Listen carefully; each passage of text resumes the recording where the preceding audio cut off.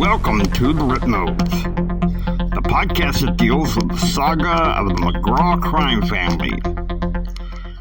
And now, hosting Jenny. Hey everybody, welcome to the podcast. The last episode was cringy. And well, this one is also pretty cringy. The last episode dealt with gang crime against a child.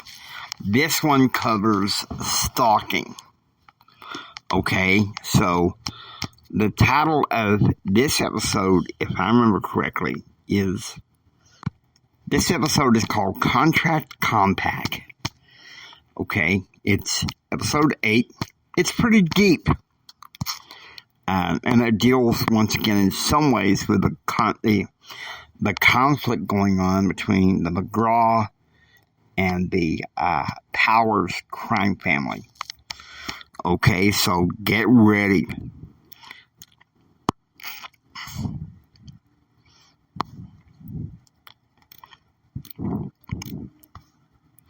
Because this is going to be interesting. Okay, it begins August 16th. Okay, the 16th. 6 a.m. Jenny exits the house to get the morning paper when a man approaches her. Special delivery for Jennifer Greenholt. The mailman said, confidently approaching her with a box. Who the hell is it from? Jenny asked. All it says on the address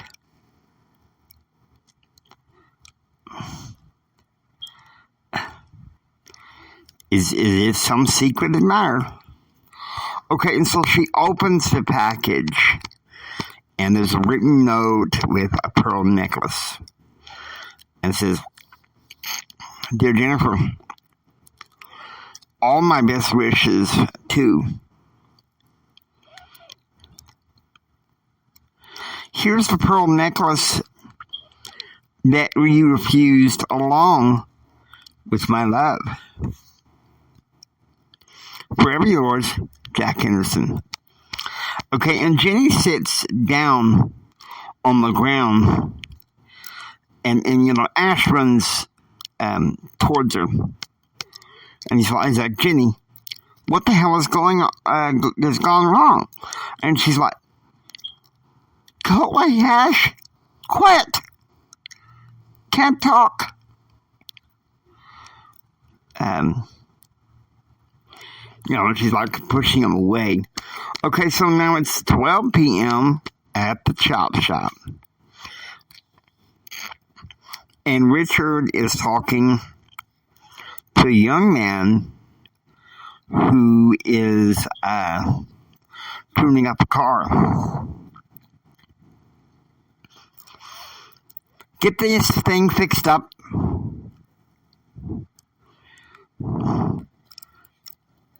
And having a purchase price, Sid said. And Sid talking, okay, and Catherine says, want to take a break? So I can play the game of pizza delivery girl? Catherine says. And says what? Plan says I have 16 of these Pontiacs for sale. About 4. We're lucky we're even getting 12 at this point, Sid said. And Catalina says, Catherine says, come on, Eric and Diane are at slumber parties with their friends. Michael's going to stay with Sister Rosalie Parks so he can have a slumber party with his friends. So why can't we just take an hour or so? And so Catherine motions to the car and says like, okay, all right, Sid says. Pete and Sarah, make sure you sell 3 more by the time I get back. Okay, so now it's 1 p.m. It's at the Ritmo house. Claude is sitting in the den.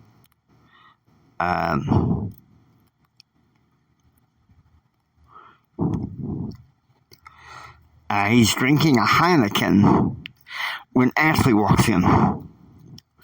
Couldn't sit down. I'll get us a couple of more cool ones, Claude said. Catalina's going shopping. Lord knows what all she's going to buy with that damn money of mine. Caesar's doing a concert in El Paso. Won't be back until about 8 o'clock tonight. Claude hands Ashley a beer as he sits down. And Ashley's like, well, we have a problem. This morning, my Jenny was awakened by a phone call by this creep.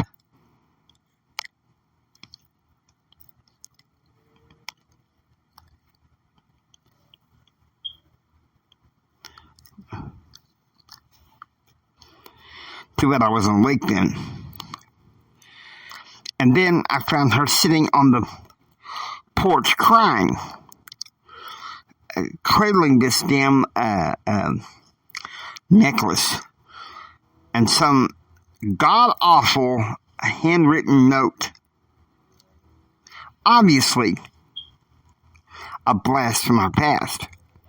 And Claude says, give me the damn handwritten note. And Ashley's like, why? I said, good friend of mine, Detective Patrick McCaffrey, is a handwriting expert. He can analyze who it is, and then we can track this sucker down. And Ashley says, the address is in Grand Prairie, Texas. That's Power's territory. All right. Let me make a few phone calls like this. Make this a little ugly. Okay, so it's 2 p.m. Jenny is watching her celebrity talk shows when the phone rings and unavailable tells them the caller ID, and she instantly answers it. Hello? Hi, Jennifer. I'll be seeing you soon. Okay, so Ashley grabs the phone from her and he says, who the hell is this? Stop calling her. Click.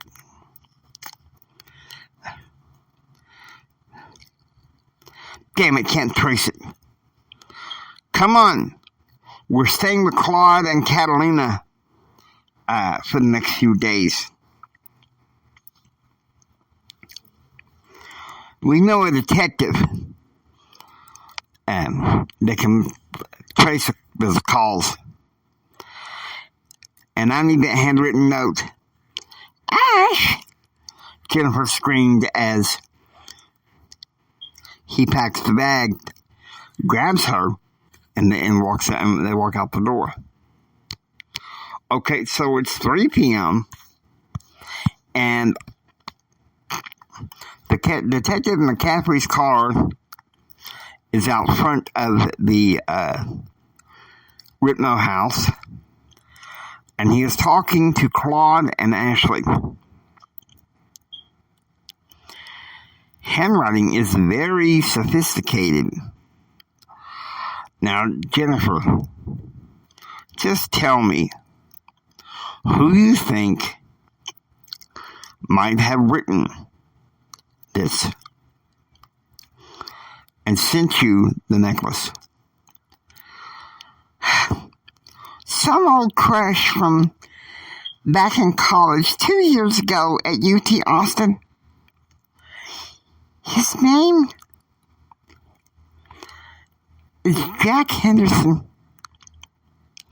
He wanted me to marry him, but I was going to Shreveport sometimes on weekends and seeing Ashley. We're planning to get married someday, Jenny says. And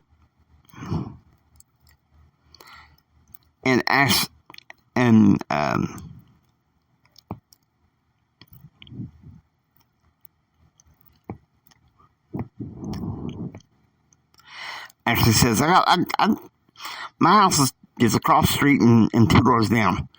I want you to put a bug in there to trace the calls that come in. And if any of them come from this cell phone number, Jack Henderson, I want to know who he is and why he wants my wife, Ashley demanded. Okay, and so just then things start getting interesting. Catalina walks over to Claude and hits him in the back of the head. Pigs! You know better.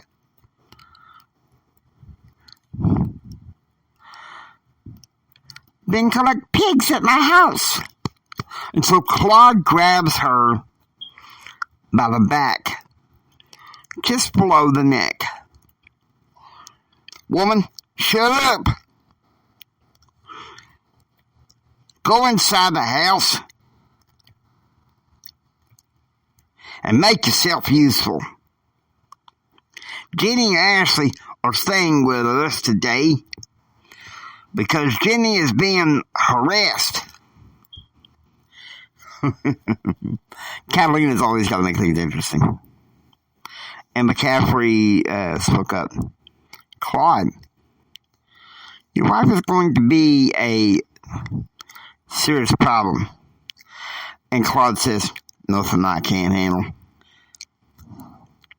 If I have to, I'll send her on a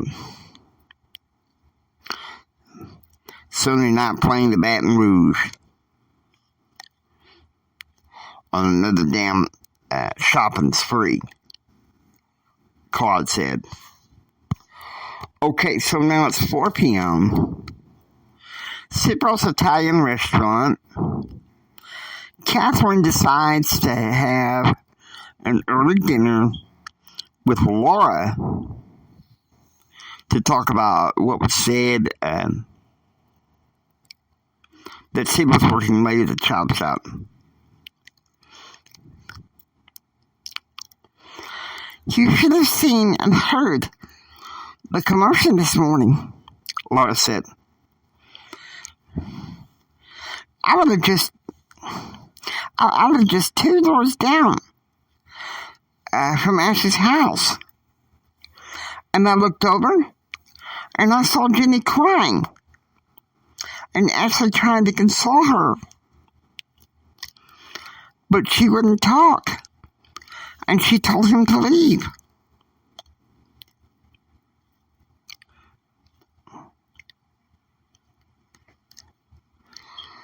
Oh, man. Jenny's track record with men, Catherine says. And then this afternoon, as the kids came home,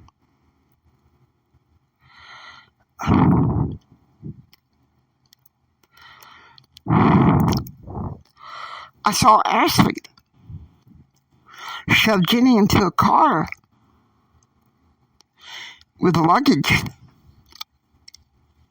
and some handwritten note. Well, they're staying with Claude and Catalina. I bet Catalina don't like that. There's something off about this woman. And Laura's like, you're telling me. And if it isn't that bad enough, Richard had to turn down a case representing Ralph Porter, another one of the bikers who ran over Michael. Poor Richard can't catch a break at work, and Ashley has a studio. And I bet because of this crap going on with Jenny and some ex-hot lover, he may not be able to go there.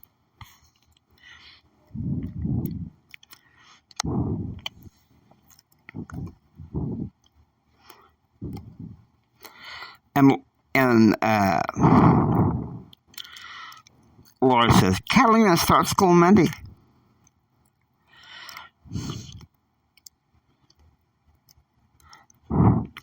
Laura, you're kidding me. There's no way that girl is stable enough to go to college. She's enrolled at the University of Louisiana, Shreveport. And as a freshman. Who knows how long that's going to last? Laura? That marriage between her and Claude is a firecracker waiting to happen and explode. I gotta say, this is where it kind of gets crazy. Okay, so it's 6 p.m. Claude, Jenny, and Ashley are having Texas pizza delivered for dinner. And Claude says, I gave Catalina a sedative pill. I don't need her to take apart a damn police officer. Best friends. You know, Jenny and I met a year and a half ago. She was just out of college. And a dead-end job. And I was doing my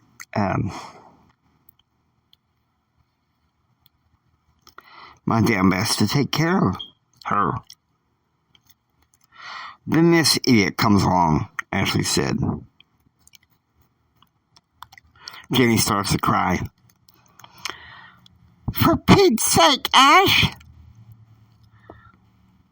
This guy was an ex-boyfriend of mine. From 2 years ago, up off in college in Austin. He wanted me to marry him. Remember? But someone told me about you.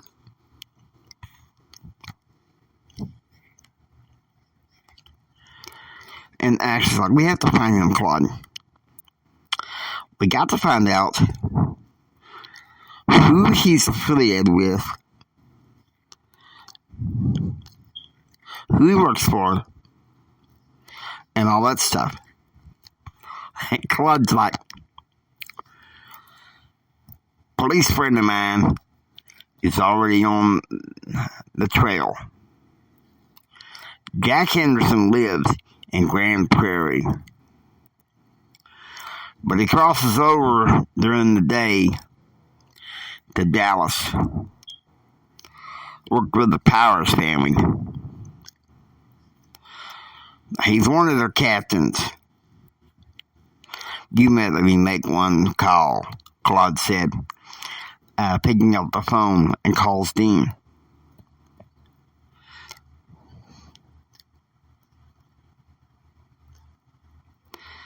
And he says, and Dean answers, says, "What do you want, Claude?" "About time we have a talk about one of your captains. His name is John Anton Henderson, Jr., Claude says.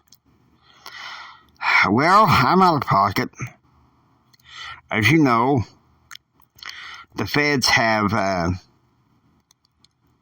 circled the hell out,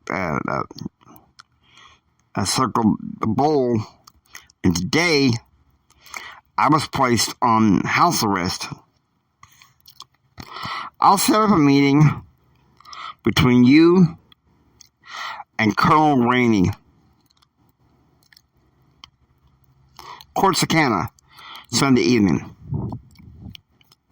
That's the night for me to be with my wife and her cousin," Claude said. "Lieutenant General Sid Ferraro will take care of this for me." I gotta say, this is intricate. Okay, so it's 8 p.m. At Uncle Joe's house. He is having dinner, homemade pizza, made by his girlfriend, Bianca. And Bianca's like, "Poor Jenny, this is all horrible." As they're talking, and they're sitting down to dinner after prayer. And Joe says, "Oh, what the hell's going on?" And she said, "I spoke to the wife of Detective McCaffrey. She goes to church with us. Apparently, Jenny, Ashley's fiance, received this eerie package from someone in her past. And then, a few hours later, for the second time, she gets a call on the phone. Somebody pin a tail on this perv," Joe said. "I don't want anybody picking on anybody that's related to the family." Claude says that he's connected to the Powers family. And Joe says, "Both bird-brained," Joe exploded.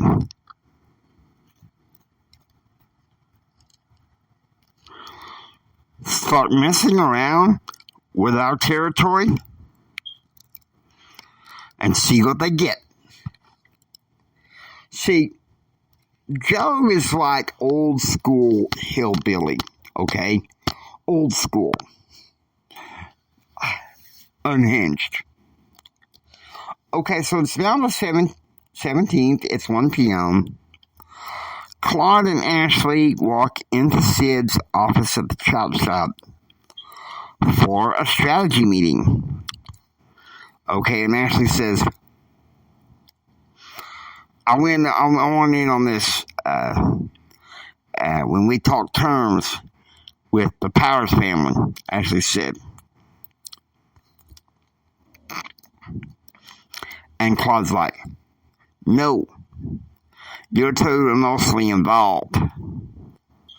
Last thing I need is for you, as the new captain, to go half-cocked and do something stupid." And Sid spoke up. "However, Claude, if this Colonel Rainey doesn't agree to our terms, we have to use force.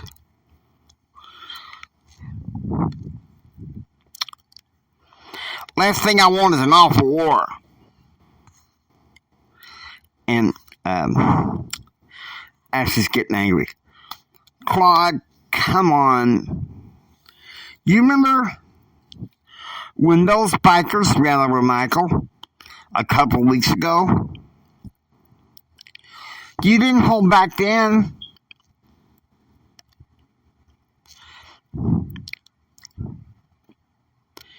You wait too much longer. You're going to get Caesar and Catalina jumping down your gullet, Ashley said.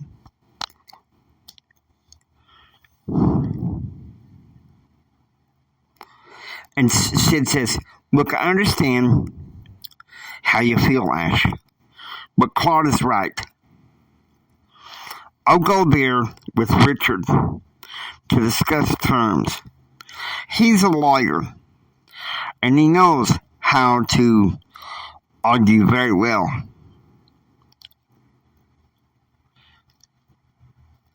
And Ashley's like pissed. You pick a first lieutenant attorney over me? Okay, so Claude grabs Ashley. You got cement in your ears?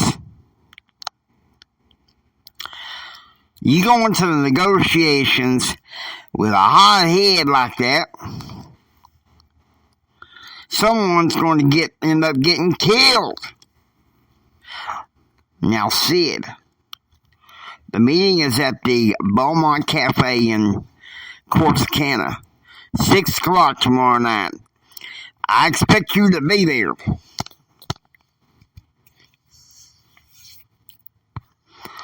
Okay, 3 p.m. At Catherine's house, she is talking to Catalina. And Catherine says, I sent the kids for one last hurrah at Marine Oasis, Catherine said. What's the urgent that you had to talk to me? And Catalina loses it. You haven't heard? Jenny is a sweet little girl. And she got stalked by an ex-boyfriend. She knew up in Austin.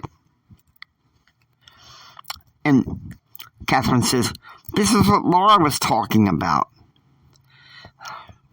And Catalina says, yes, they're staying with us for a few days. And it breaks my heart. I hope they find this stupid idiota before I do. And Catherine says, Catalina, you're being irrational. And Catalina says, that man comes around here, I swear, he won't last long. I swear, he'll be pricked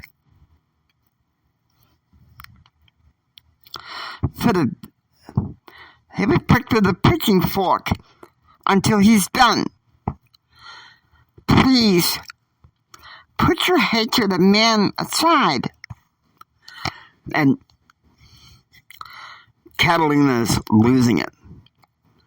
Easy for you to say. My stepfather gave his son nice chocolate, and all I had to eat was stale bread. Woo! This is the beginning of the reason why Catalina hated her stepfather. Okay, so now it's 7 p.m. Catalina makes asado and some mashed potatoes, asparagus, and the house wine for dinner. And Catalina says, I planned this meal for all you guys. And Jenny says, thank you. I have to say, you guys have a nice, spacious house. And Claude says, I bet my boys and their families come stay every once in a while. I figured until we get this resolved, this is your home too, Claude says. And Ashley says, thanks, Claude.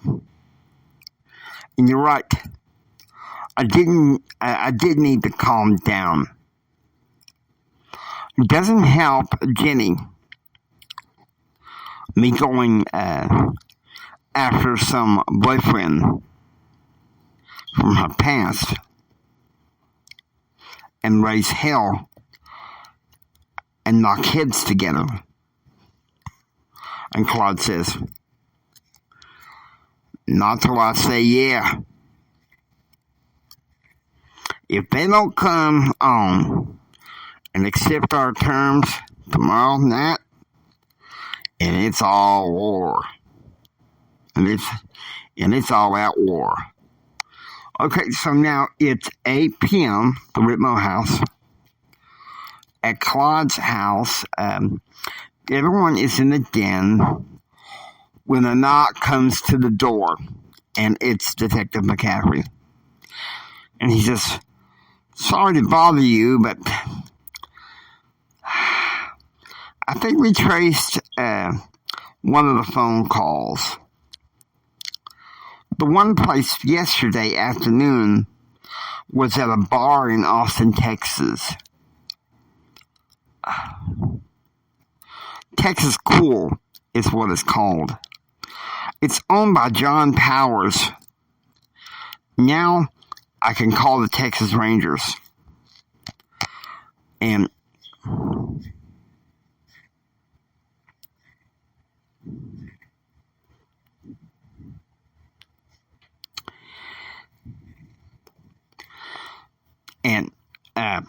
Claude says, you'll do no such thing, McCaffrey. The McGraw family takes care of its own.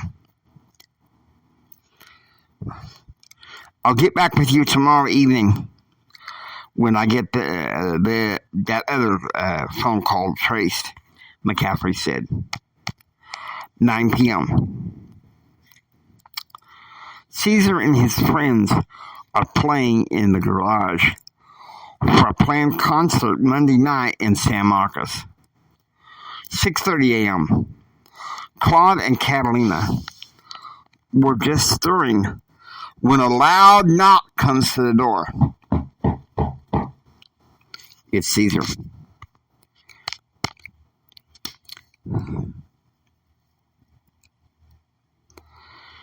God, pendejo! Caesar screams as Claude opens the door. Well, now, what's wrong with you this time now, Caesar? Claude demanded. Why didn't you tell me that one of your own, that his girlfriend is being stalked by some guy from the past? I want to find this idiota and hang him by his scrotum.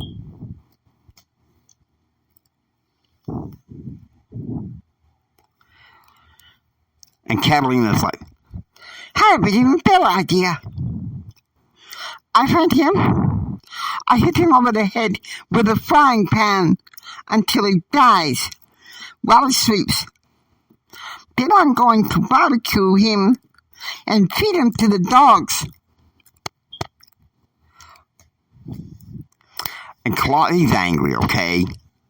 He's furious. Will both of y'all fill it with that crap? This ain't the bikers whom we just tore down their clubhouse. This is more complicated than that.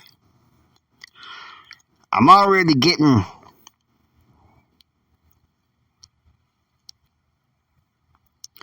Sid Ferraro to meet with the Powers family. That's where the idiot works with.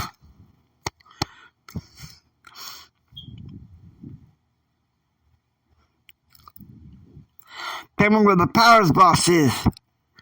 I'll find him and hang him by his scrotum. His scrotum, Caesar demanded.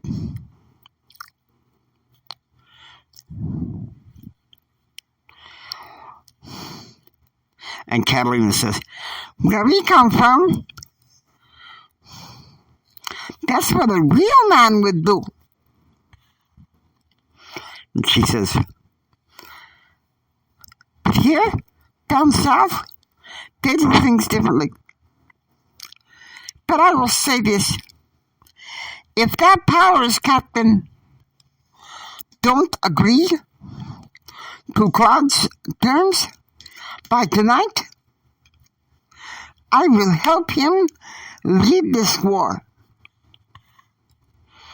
And I will make sure that these idiots are paid. Both of y'all shut up with that crap. Okay, Ashley's like, both of y'all shut up with that crap. If anybody wants a hand with this idiot, it's going to be me, first of all. Okay. Claude pounds the living room table. All of y'all shut up. This is supposed to be a quiet, polite Sunday morning. Last thing I need is a group of angry Colombians to screw this up.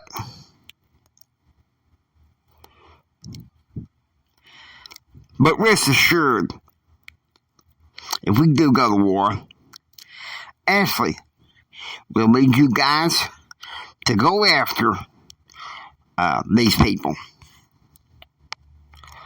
Okay, so now it is 9 a.m. Claude and Catalina attend church where Diane Ferraro is being confirmed.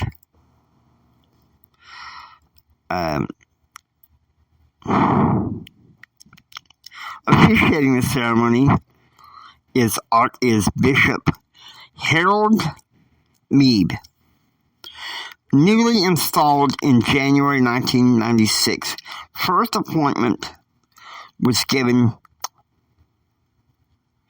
by the papal nuncio under direction of Pope John Paul II. Okay, so now it's 1 p.m. back at the Whitmo house. McCaffrey is meeting with the crew. We traced the earlier phone call Friday morning from an address in Grand Prairie. I can get a warrant for his arrest today, McCaffrey said. So we get to go home, Jenny said. With caution, McCaffrey said. Let's not make this a federal case, Detective, Claude said. I told you several times, on the phone and in person. Something like this, the McGraw family takes care of its own. Unless we advise you otherwise, look the other way. Claude opens a briefcase of $18,000, and the detective takes it and walks out. 2 p.m. Ashley and Jenny arrive and approach cautiously the porch where Jenny stumbles across another special delivery package. She opens it and finds another note with a ring. The note reads, Dear Jenny, I was the flower you wanted to see. We walked in the garden, and this symbol proved we could have planted the tree. Don't send your boyfriend's dogs to try to find me. I found a new love. And we're moving to Austin again next year. Just live with this memory because I'll always be there. Jenny hits the porch crying uncontrollably. Ash picks up the phone and calls Claude. This damn Henderson dude did this to her again. I'll tell you what. Ferraro had better come up with some answers for me tonight. Because if not, I'm gunning for this idiot. Okay, so it's 2 p.m. Central. At Caesar's house, Caesar, Hazer, Catalina, and Claude are talking. And Caesar says, I find that fool on the streets anywhere, I'll knock him to the ground, kill him, and bring him to Catalina to cook up to feed the dogs. And Caesar and Hazer, they exclaim in unison, Hasta la muerte!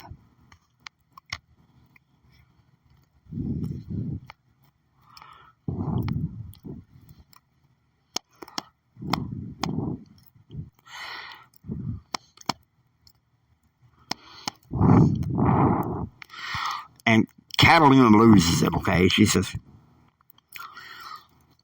you should come, big man. If your stupid Lieutenant General does not solve this thing tonight, I'm unleashing these 2 guys and the rest of Cesar's band. I'm starting college tomorrow. So don't you dare make me lose patience. Catalina said, aiming a frying pan at Claude.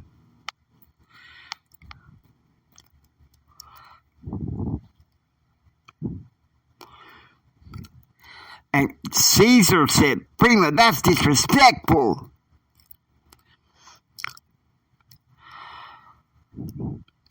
Claude says that the meeting fails tonight. Then we join Ashley in finding this dude and bringing him to our sense of justice. And Claude's like, all right, enough of y'all. If I don't hear anything from Ferraro by the time I go to bed tonight, then I'll tell you what. You guys can go find this idiot, attack him, and let Catalina have her way with him, Claude says.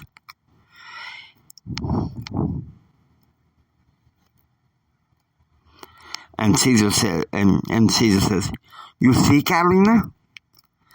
Claude is a real man. And you want him to be hitting him with a frying pan? That's disrespectful. He didn't do anything to you. Me, Hazer, or our culture. He respects us, Caesar said. Okay, so now this is where it gets down to the nitty-gritty. It's 6 p.m. As Claude is having a Colombian dinner with Catalina and Caesar, Sid Ferraro is meeting with Colonel Leon Rainey from the Powers crime family. And Rainey said, John says he don't see how it's any of our concern or yours. And Sid loses it. Are you not aware that stalking is a federal crime? As of this year, Sid Ferraro said, the guy that's harassing a girlfriend of one of our bosses is part of your crime family. This is what we want. We give you a third stake in the colonnade. And you tell this guy to leave Jenny alone. And Rainey's like, none of my concern. And Sid's like, you better make it your concern. Or do you want a gang of angry Colombians joined by one of our captains to go to your Captain Jack Henderson's house, attack and kill him, and be about to Mrs. Ritmo? I don't know if your crime family knows that much about her, but you won't treat a man with kid gloves, especially this guy. And Rainey said, tell Claude, we want more than that, just to be involved. And Sid says, I'm out of here. Don't be surprised if you don't have one of our angry captains along with the band of Colombians within the next 48 hours. You have been fair warned, Sid said, getting up and walking out of the diner, picking up his phone and called Claude. And Claude's like, the word, Sid? The word is no. I get Ash and Catalina's cousin. I'm on this right away. Caesar took the phone. We have a concert tomorrow night in San Marcos. And then we'll be in Dallas Monday morning. Trust me. When we get to Dallas, we will find this man. And he wished he'd never been born. And Sid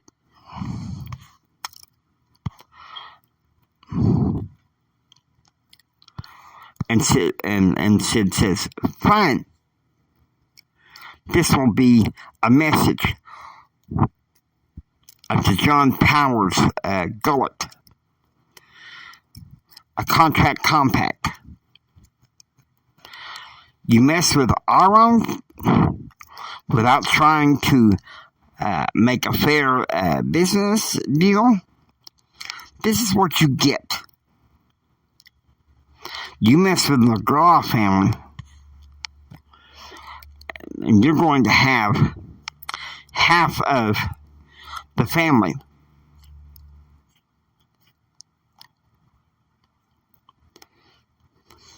Get your butt. It's pretty interesting what's going on now, the dynamic. Because I'll tell you something, it's heated. It's heated. Okay, so it's the 19th, it's 9 a.m. Catalina begins her first day of university with her economics class with Professor Andrew Baird. 1 p.m. Arriving in San Marcos, Caesar and his band get into a Cadillac to go to the hotel. 3 p.m. At the Ritmo house, Ashley is talking angrily with Claude. This is going to stop.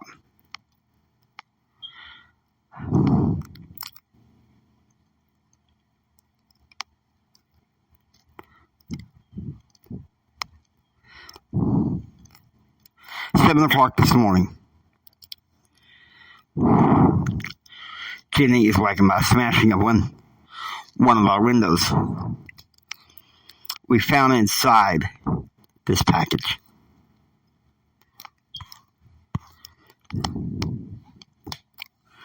Attached to this gun is a note that's in all caps saying, "Last chance, baby."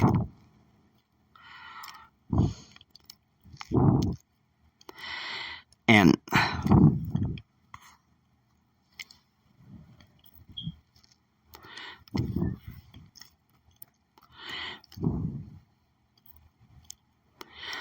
Claude says, John Powers wants a war. He just damn sure got it. Plus, I heard from Agent Sherwood, that the whole damn family is under investigation for a variety of crimes up in Fort Worth.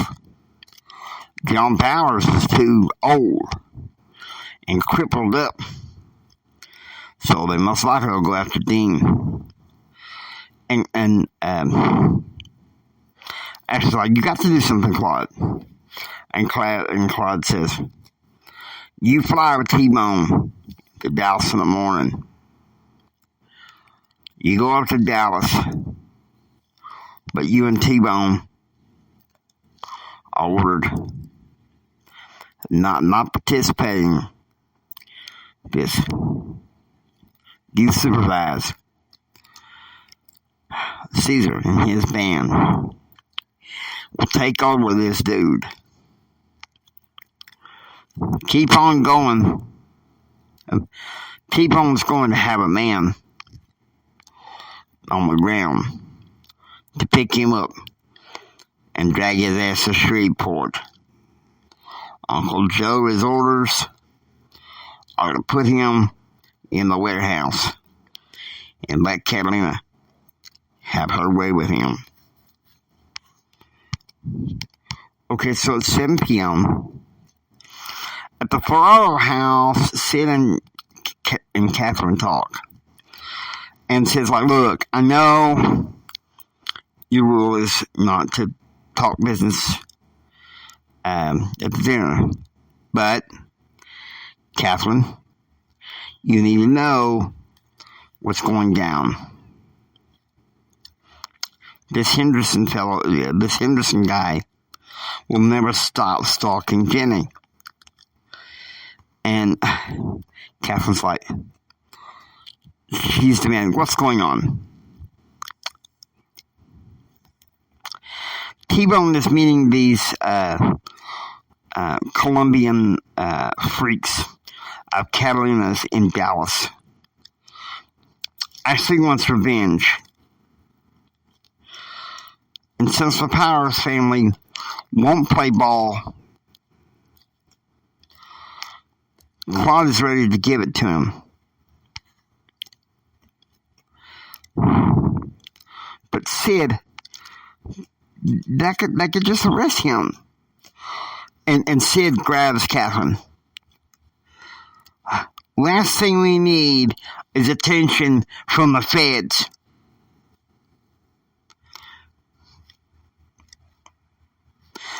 We tried handling this peacefully,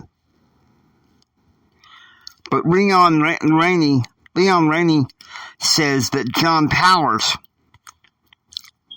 won't play ball.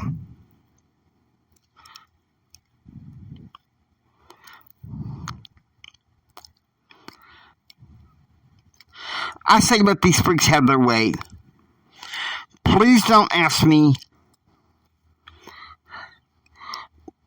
why the Colombian bandidos and Caesar wants to do Catalina's bidding. And Catherine says, "That woman is dangerous."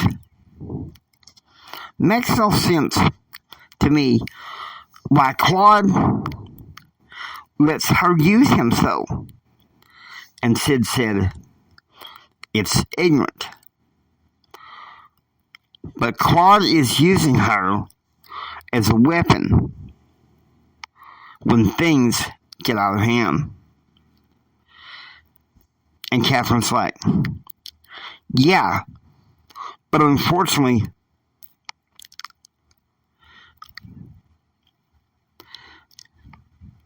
things could get out of hand real quick.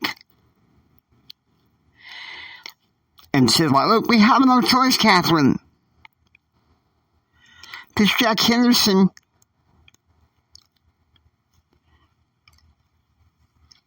is regular of sending her packages and stalking her. Okay, so now it's 8 p.m. at the auditorium of Texas State University. Caesar and his band began performing their new album, Mal Civilización. Songs like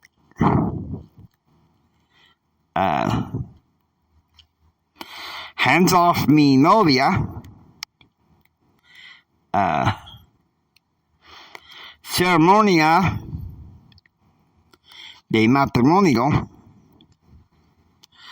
Luna de Miel, Paz y Guerra,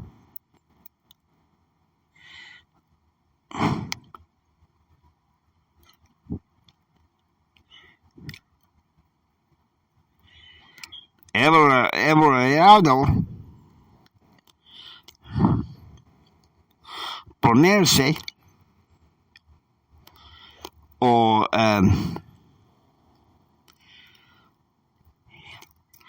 Inoica, de ensabiar a hacer acrobacias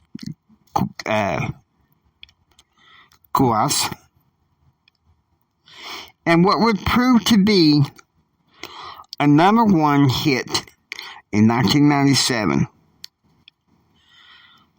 Mi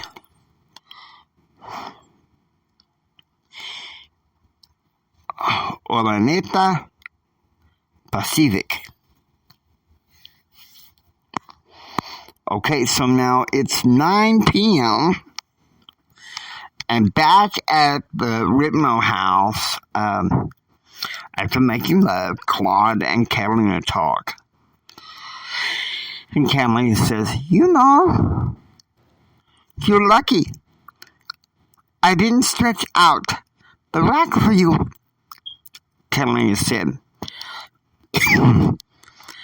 Cesar and his band are going to take care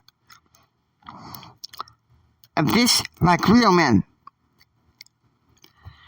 T-Bone and Ashley are leaving to meet them in the morning, Claude says.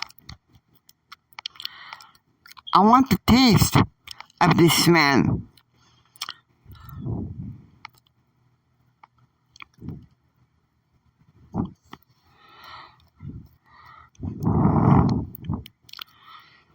Before someone gets a hold of him. Please not tonight.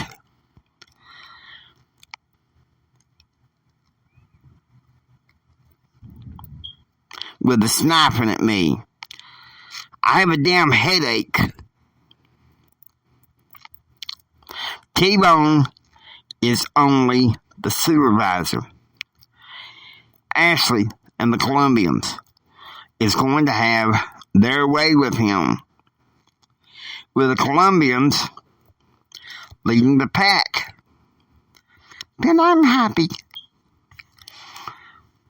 that you're holding me, your princesa. You're punishing this man for me. Yeah, but I'm doing this for Ash and Jenny before somebody seriously gets hurt. Alright, 5 a.m. Ashley had just gotten to the airport, and Jenny gets a phone call. Jack, I said this is over, Jenny said angrily. You're right. I have a new love. Therefore, last chance. Lights out. You and your family in Louisiana are screwed. Don't keep that on it. My fiance is on the way with a crew of Colombians. And they're going to be getting you real soon. And that's what happens. It's 10 a.m. Using a tracer from Detective McCaffrey, T-Bone and the Colombians and Ashley arrive at the address. And Ashley said, I get this first hit. And Caesar said, I get this first hit. Ashley, you start beating him after I'm done. And Hazer, you drag him off his porch. He's coming to Shreveport with us to get some real justice. John Henderson is on the porch when Caesar knocks him from behind.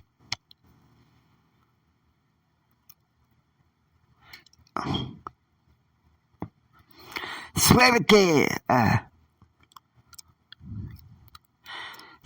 cowards.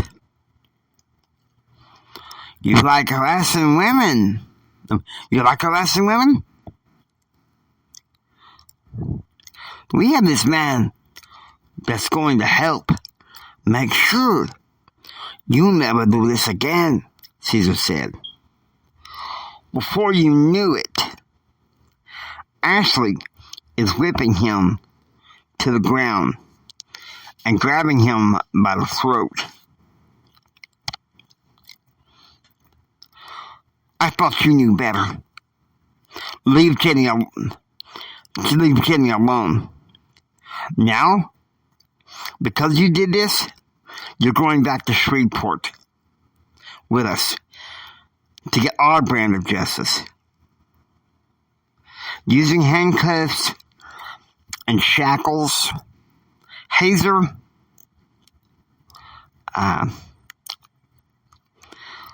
ties in tow and makes it nice and tight and drags him off the porch.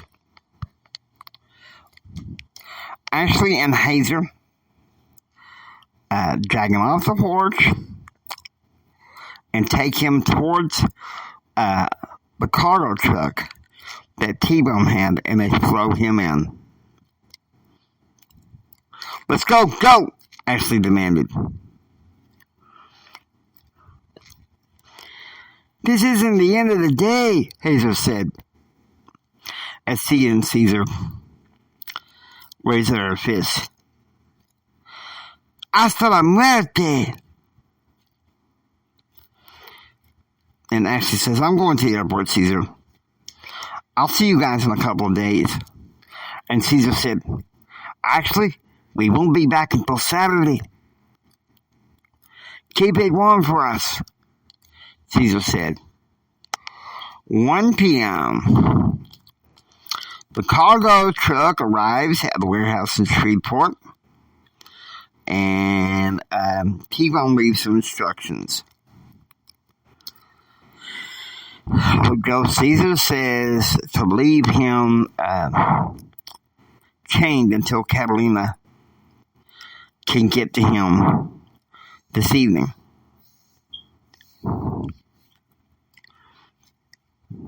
So we'll be inside with him until Catalina gets there.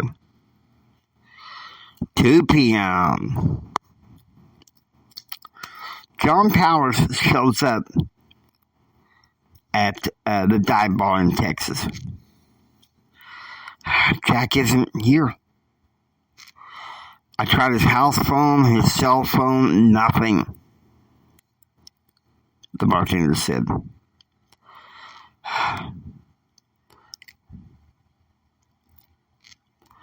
Someone tells me those McGraw boys snapped him off the deep end. Perfectly fine. I'll manage the bar tonight, John Powers said. Go home, brother. I got this, Dean says. 4 p.m. The same bar, 20 federal agents arrive and arrest Dean Powers. 5 p.m. Catalina walks down the stairs to the clubhouse with Ashley. Time for me? To locking and tapping, Catalina said. Hitting Henderson over the head. Big! Hey, me first, Ashley exclaimed.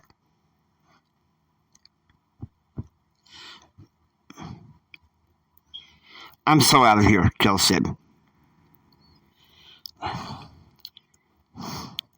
You, Catalina, tell Claude I did my civic duty. And Catalina says, no, I won't. First thing Ashley did was knock a chair that Henderson was tied to the floor and started choking him for 5 seconds. Then he tied up one of his arms and started beating him with a chain. Then he took the pistol that he sent Jenny and whipped it against his face. Then he gave him a swift kick in the groin.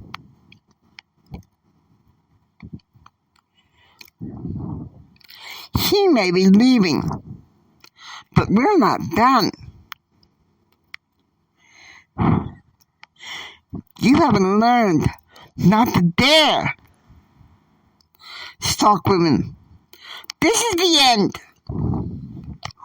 So Catalina gives him another swift kick in the groin. She lifts him up out of the chair and ties him to the rack and starts whipping him. Then taking that same gun that was sent to Jenny, she fired 7 rounds into him. 10 p.m. As Claude is sweeping, Catalina, who had already cut up Henderson in the back,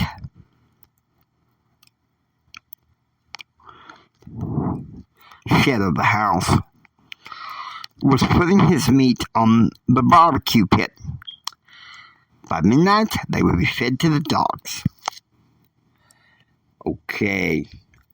Pretty interesting developments. 21st passes quietly. The 22nd, 6 a.m. At the house of David Powers, he and his family discussed what is going on. I can't believe they just picked up Uncle Dean.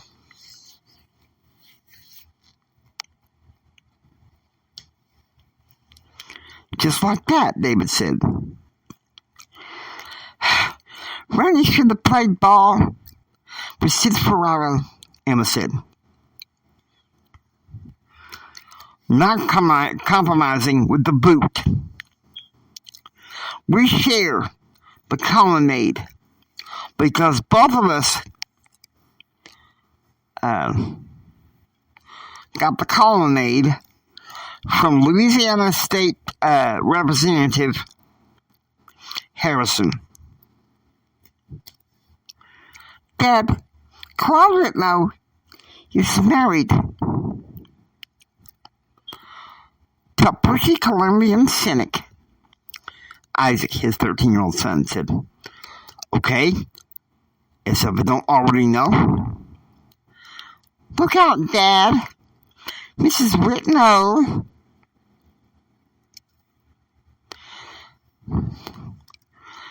just graduated to being young men, Isaac taunted. She'll still kill and rob to let her husband have the call made. If it means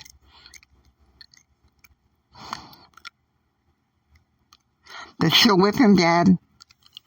Shut up with that crap, David bellowed. Fine, I'll get breakfast at school, Isaac said. Go ahead. Emma gets angry. All right. I'll go down to the courthouse this morning, and I'll post bail for Uncle Dean. David faces his wife. Don't. Rainey will post bail. And Emma's like, okay, no, I'm out of here. Emma says, picking up a briefcase and leaving the house. Okay, so it's 11 a.m. Claude is at Ashley's house on the phone. Hey, call me back. He turns to Ashley. You did a good job putting that creep, his carcass, in the swamp. So now you're a captain. Under my crew, T-Bone said.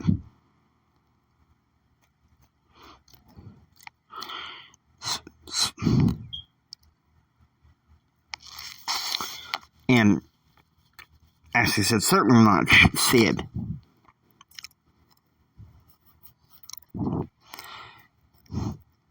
And Claude said, certainly not Sid. I'm keeping this crew small. It's if he only could, circling around the chop shop.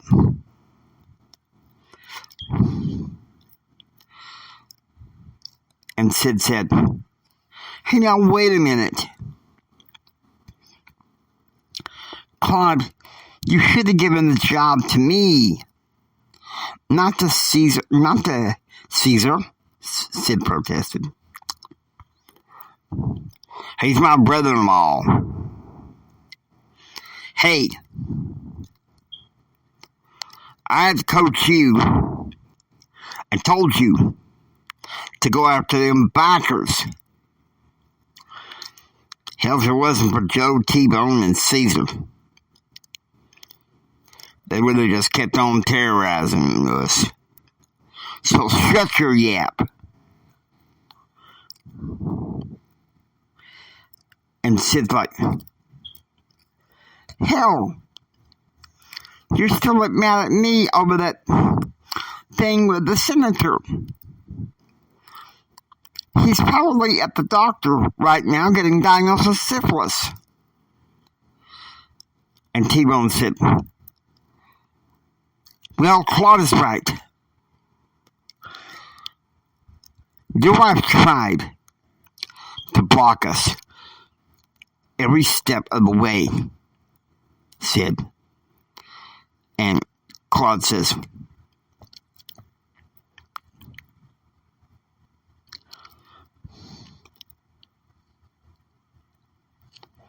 which to kill a day? A snake or a lion? Claude said, walking out the house. And Sid, he keeps on protesting. You didn't have to stick those Colombian dogs all over that dude. We could have handled it another way, Sid said. Oh. And you expect me to handle you with kid gloves? You're cruising for demotion to Colonel, Claude said, pounding his car. What do you want me to do? And T-Bone loses it. How about stop letting your wife lead you by the nose? and telling you what to do. How about return to the damn chop shop right now and start making some money, T-Bone said. Claude gets in his car. If you don't start listening to me and T-Bone, I can't guarantee your damn safety, Claude explained. Get to work.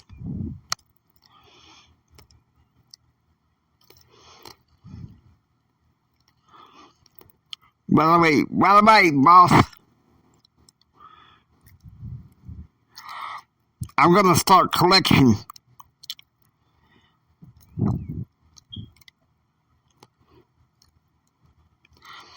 At the last bar, T-Bone said. All right.